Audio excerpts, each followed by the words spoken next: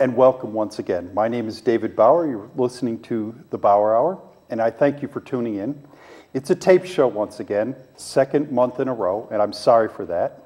I hope that this will be the last time we tape for a while, because I really am starting to miss the phone on the desk and getting a chance to listen to the people respond to local issues and a lot of the things that we take up on the Bauer Hour.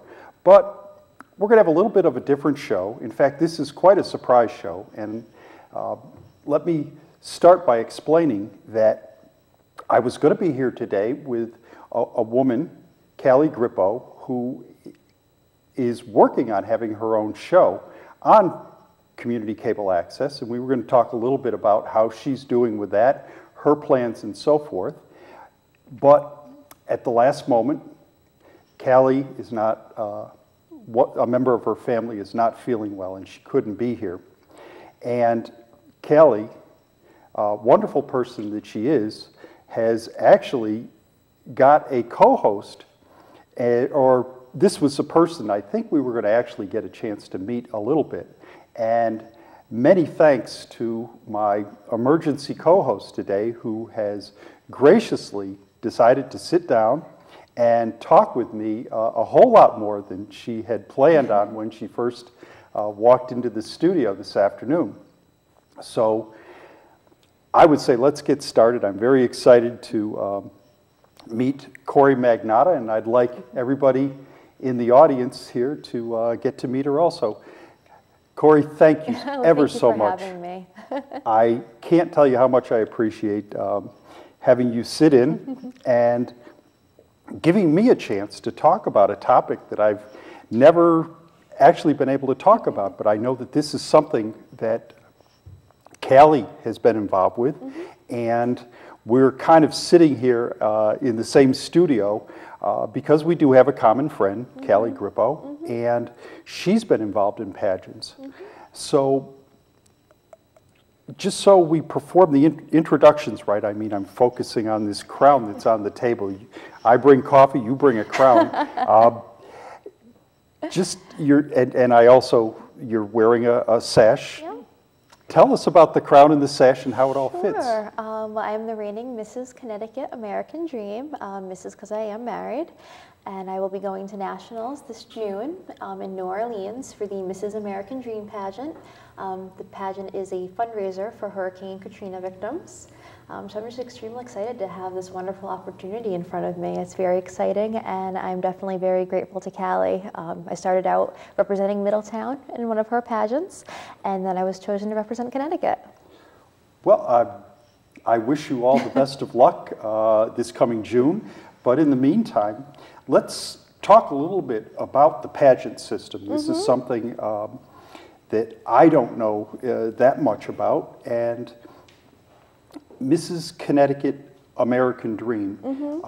We know about some of the other pageants, and it's a little different to hear Mrs. in there. It definitely implies that you married. Yeah.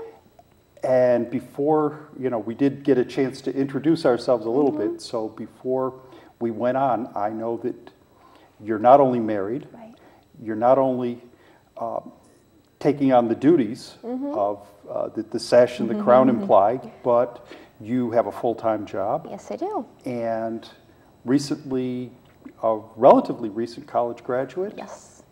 So a very busy life. Let's see if you can help me figure out how it all comes together here. There's something very special, just let me backtrack here. There's something very special with the Mrs. Connecticut American Dream. Everyone who competes and everyone who serves also has a cause that they want to represent. And so obviously you have your cause also. So that's yet another facet of what you're out representing to the public. Right. And we'll definitely talk about your cause. I was surprised to hear about it, but let's just talk about being involved in a pageant. We've seen some, I've my recollection is I've seen some comedy movies or something where they definitely deal with pageantry. Right. Well, I promise I'm not an FBI agent. Or Okay, but you have been very congenial. I think I understand where we're going with that. But so they use the idea of pageantry for a lot of humor. Oh, but definitely. there's some very positive elements to it. How long have you been involved with pageantry? I've been competing in pageants for about 12 years now. Started as a hobby for me and my mom to do. My mom wasn't a soccer mom, she was a pageant mom. And it just kind of grew from there. This is actually my first time competing as an adult. My last pageant was 4 years ago, before this one. If I do the arithmetic, you actually started before you entered high school. Oh, absolutely, yeah. My first pageant was around the age of 10. And I'm going to make a strange association, but one of the people or the groups in high school that seemed to be helping the students the most was actually future farmers, because they had a more rigorous course and they were forced to do time management and actually had courses in like leadership and such. And I would tend to guess, I know I'm really stretching here, but I would guess some of those attributes apply to being involved with the pageants. Oh, definitely. You know, once you've been on a national stage with literally, I would almost guess thousands of people staring at you, you know, because I've done many nationally televised pageants. High school is easy, walking down the halls, greeting people, meeting people. It's just a great experience.